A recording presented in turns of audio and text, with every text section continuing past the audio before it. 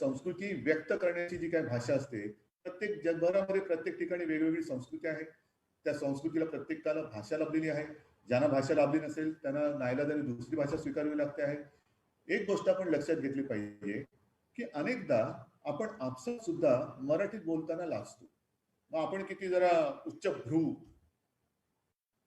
बरोबर आहे ना शब्दाचा उच्चभ्रू आहोत हे दाखवण्यासाठी इंग्लिश बोलतो, फाड इंग्लिश बोलतो आणि समोरचा जास्त इंग्लिश बोलायला मग तो आपल्या बरोबर फाडून ठेवतो सगळे फाड इंग्लिश.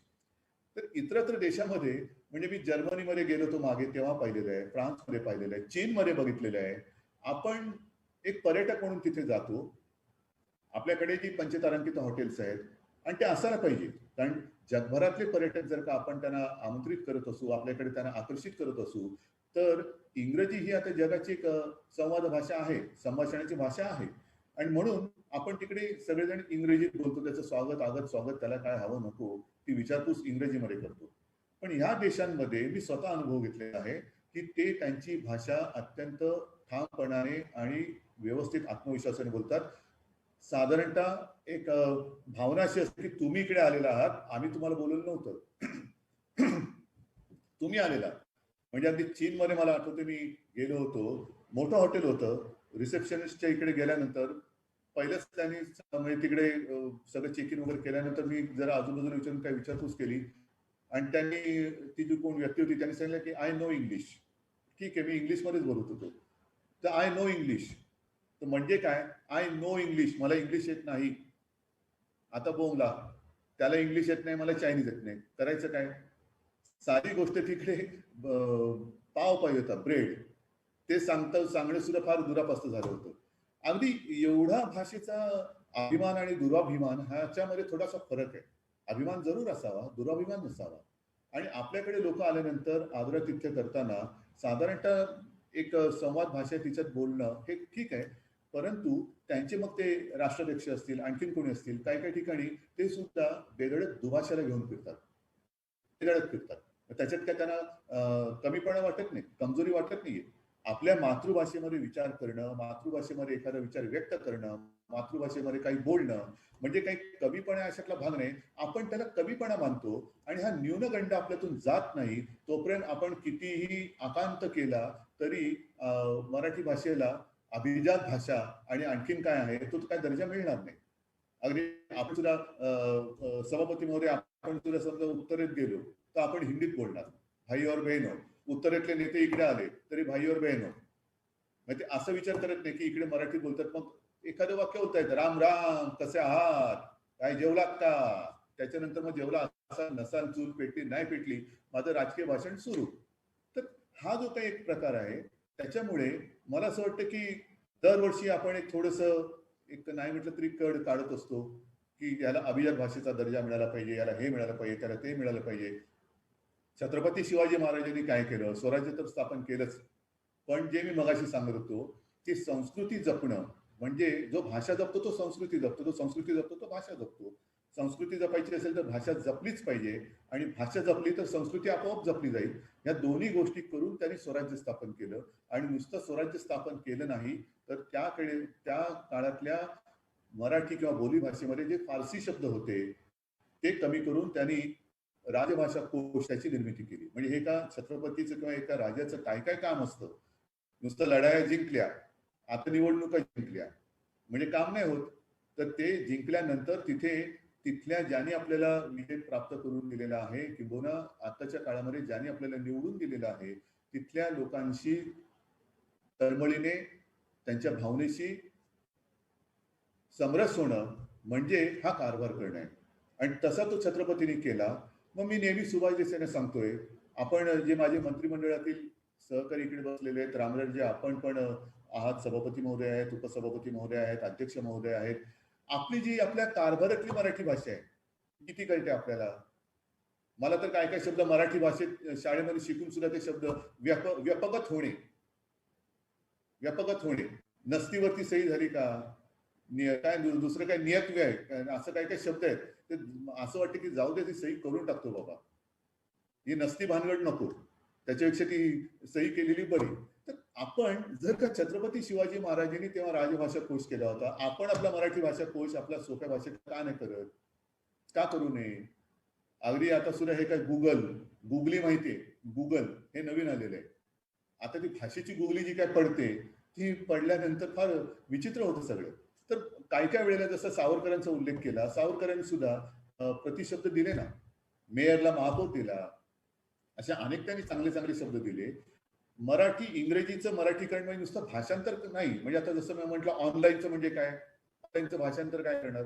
भाषांतर नाही. तर तो अर्थ आला पाहिजे, त्याचा सारांश आला पाहिजे, त्याचं सार आलं पाहिजे. तो शब्दशः त्याचं भाषांतर ह्याला काही अर्थ नाहीये. शब्दाला अर्थ पाहिजे. आणि असं जर का करायचं असेल तर मला असं वाटतं काही ठिकाणी चला बोलीभाषेची स्पर्धा घ्या. सोपे शब्द कोण सुचवते त्याच्यावरून आपण काम करू. तर असं जर का आपण केलं अखंडपणाने अव्यवहारपणे, ठीक आहे, अभिजात भाषा करता करता करू आपण, पण तोपर्यंत आपली मराठी भाषा जी मजबूत आहे, मराठी भाषेची ताकद, ही ताकद जर पुन्हा कोणाला पाहायची आवश्यकता असेल किंवा पाहायची गरज असेल आणि दाखवण्याची आवश्यकता असेल तर ती दाखवण्याचं काम हे आपल्यालाच करायला पाहिजे आणि आपण ते करू शकतो. का नाही करायचं?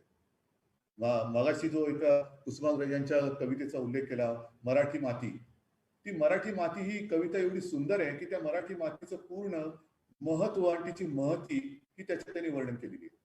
आपण आपल्या सभागृहात आता सुद्धा मी बघतोय या सभागृहात पाठीकडे नेहरू आहेत, गांधीजी आहेत, पण महात्मा फुले आहेत, छत्रपती शिवाजी महाराज आहेत, लोकमान्य आहेत, बाबासाहेब आंबेडकर आहेत, ही मराठी मातीचीच लेकरं आहेत. या मराठी भाषेच्या मातीच्या लेकरांनी संपूर्ण देशाला एक दिशा दाखवलेली आहे आणि म्हणून मी ती आज कविता माझ्या समोर ठेवलेली आहे. काय अर्थपूर्ण कविता आहे ती. त्यांनी काय म्हटलेलं आहे कुसुमाग्रजांनी, माझ्या मराठी माती ही कविता आहे त्याच्यात त्यांनी म्हटलेले की दिवा झोपडीत मंद पेटे त्यावर मशाल. किती सुंदर आहे बघा. मंद दिव्यावरती पेटे त्यावर मशाल, तिच्या दीप्तीने उजळले घर देशाचे विशाल. मशालीने आग नाही लावलेली, मशालीने देशाचं घर उजळून टाकलेलं आहे.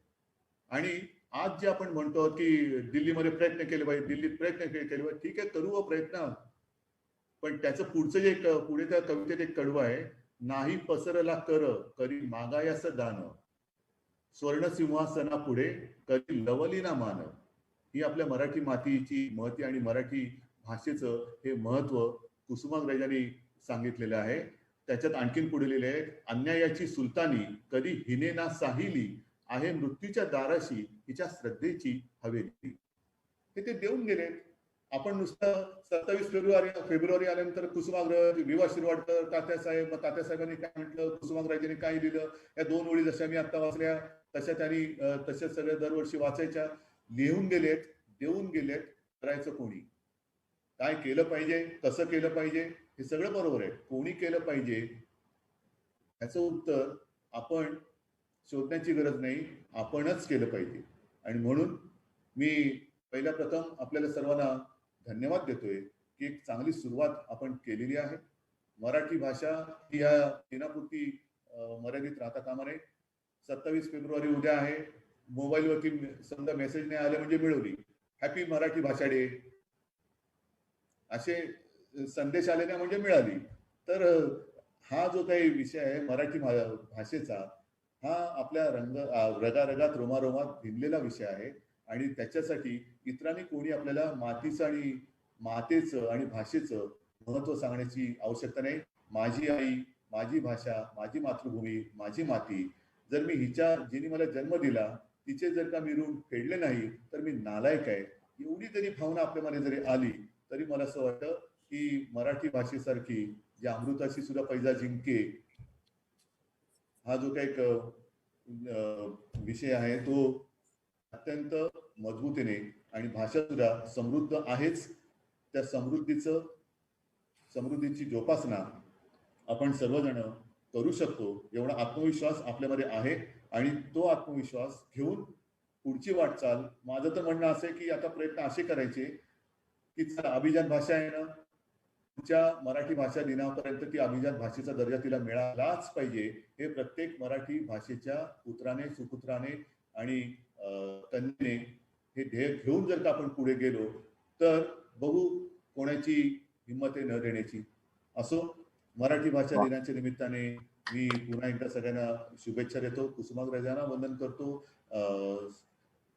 स्वातंत्र्यवीरांना वंदन करतो आणि एवढंच म्हणतो की तुम्ही जे काय आम्हाला देऊन गेलेलं आहात ते आम्ही वाढवू जरी शकलो नाही तरी नक्की आणि नक्की जपू एवढीच एक भावना व्यक्त करतो. जय हिंद, जय महाराष्ट्र.